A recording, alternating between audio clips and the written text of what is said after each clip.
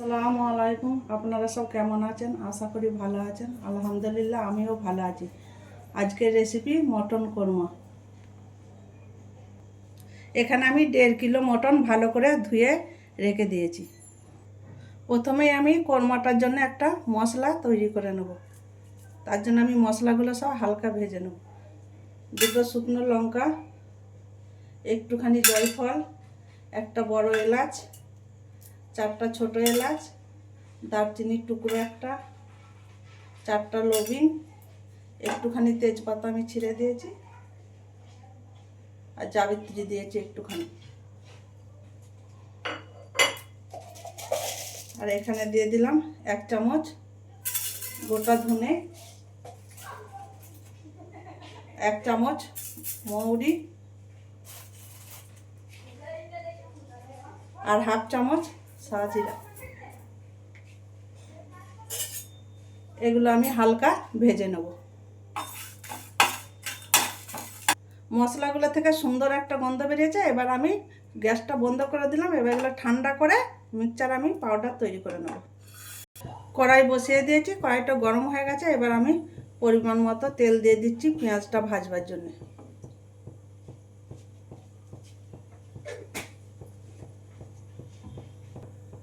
এখানে আমি 400 গ্রাম পেঁয়াজ নিয়েছি। পেঁয়াজটা আমি লম্বা করে চিরি করে কেটে নিয়েছি। তেল গরম হয়ে গেছে, এবার আমি পেঁয়াজটা দিয়ে দিচ্ছি ভাজবার জন্য।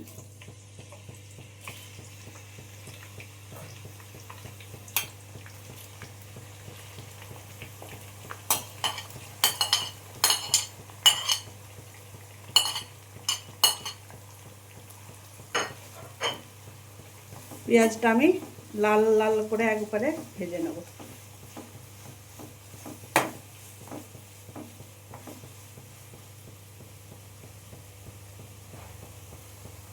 মটন কর্মার জন্য পেঁয়াজটা আমার লাল করে ভাজা হয়ে গেছে। ঠিক এরকমই ভাজবেন, এর থেকে বেশি ভাজতে যাবেন না। এই পেঁয়াজগুলো আমি সব তুলে নেবো, দিয়ে একটা পেস্ট তৈরি করে নেব। ঠিক এরকমভাবে ভেজে নেবেন। এবার এটা আমি ঠান্ডা করে পিসাই করে নেব মিক্সচারে। এখানে আমি কাজু বাদাম নিয়েছি কিছুটা, এটা আমি হালকা ভেজে নেব।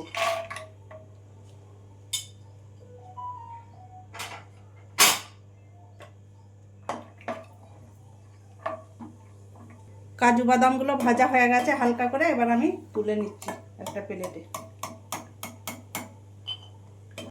পেঁয়াজ এই কাজু বাদাম আমি মিক্সচারেতে পেস্ট তৈরি করে নেব ঠান্ডা হয়ে গেলে। এখানে 300 গ্রাম টক দই আছে, আমি মিক্সচারে খানাতে দিয়ে দিলাম। আমি যে পেঁয়াজটা ভেজেছিলাম সেটাও দিয়ে দিলাম।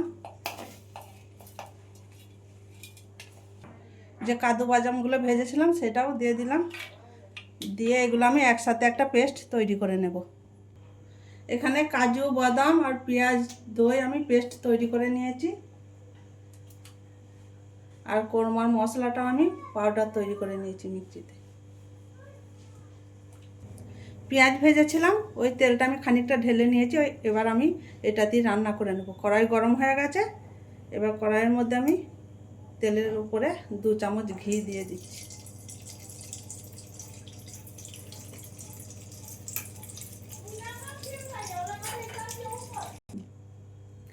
তেল গরম হয়ে গেছে। এবার আমি দিয়ে দিলাম একটা বড় এলাচ, একটা তেজপাতা, 4টা ছোট এলাচ, একটা দারচিনির টুকরো, 10-12টা গোলমরিচ, আর 4টা লবঙ্গ।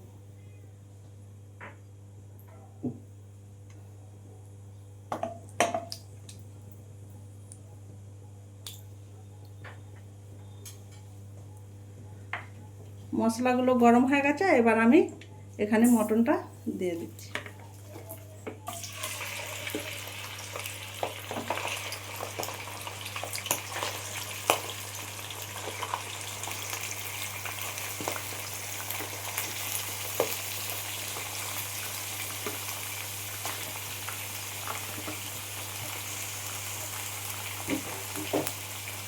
এবার মটনটা আমি ভালো করে একবার নাড়াচাড়া করে নেব।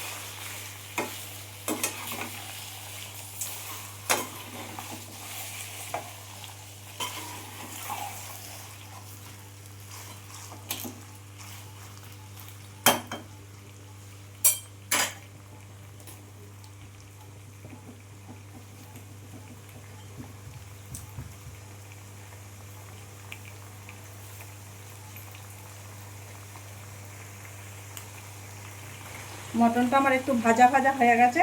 এবার আমি এর ওপরে 1 চামচ নুন আর 1 চামচ আর হাফ চামচ আমি আদা রসুন বাটা দিয়ে দিলাম। 1.5 চামচের মতো আমি আদা রসুন বাটা দিয়েছি। এবার আমি ভালো করে আদা রসুন আর নুনটা মটনের সাথে ভালো করে ভুনে নেব।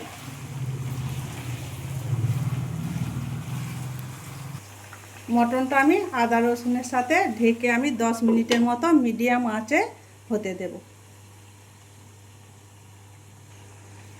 10 মিনিট হয়ে গেছে। এবার আমি ঢাকনাটা খুলে দিলাম, দিয়ে একবার আমি নাড়াচাড়া করে নেব। এবার আমি মশলাগুলো একে একে দিয়ে দেব। 1 চামচ হলুদ গুঁড়ো,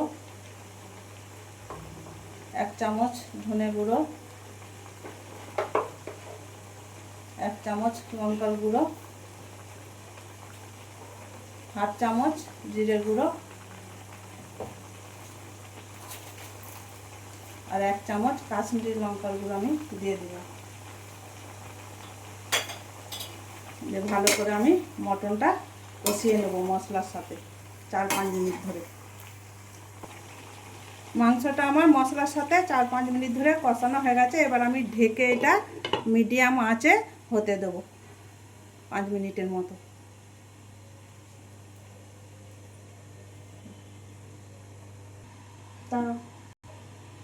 ঢাকনাটা খুলে আমি একবার ভালো করে মটনটা নাড়াচাড়া করে নেব।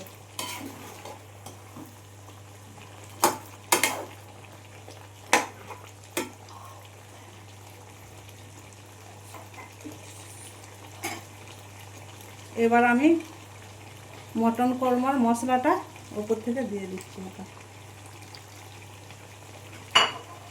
দিয়ে আবারও আমি ভালো করে 5-6 মিনিটের মতো মশলাটা আমি মটনের সাথে ভালো করে কষিয়ে নেব। মিডিয়াম আঁচেই রেখেছি আমি।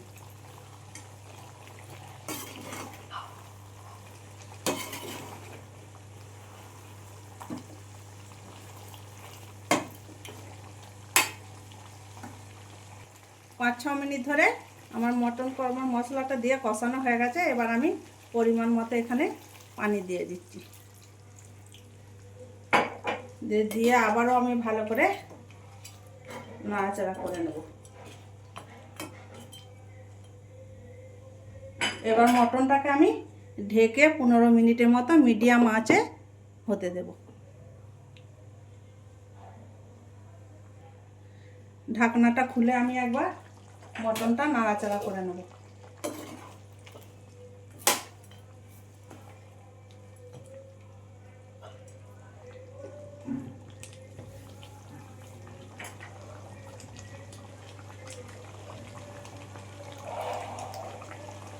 কাজু বাদাম পেঁয়াজ দইয়ের পেস্ট আমি তৈরি করে রেখেছিলাম, সেটা আমি দিয়ে দিলাম।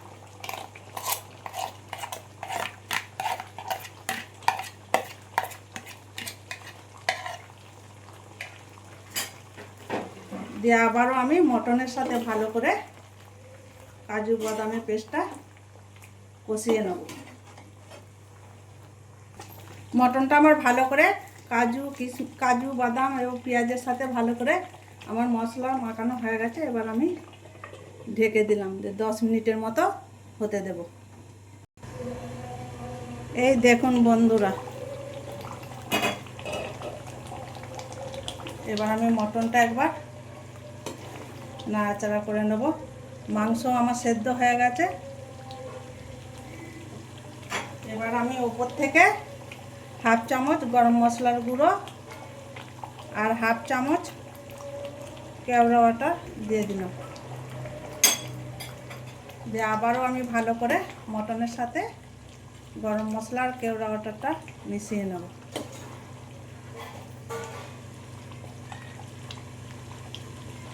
এই মটনটা আমার রান্না করতে প্রায় 45 মিনিটের মতো সময় লেগেছে। নুন ঝাল আমার ঠিকই আছে, আপনারা আপনাদের হিসেব মতো দেবেন। ফাইনালি আমার মটন কোরমা রান্না হয়ে গেছে, এবার আমি গ্যাসটা বন্ধ করে দিলাম। মটন কর্মার রেসিপি আপনাদের ভালো লাগলে লাইক, সাবস্ক্রাইব, কমেন্ট করে আমার সাথে থাকবেন।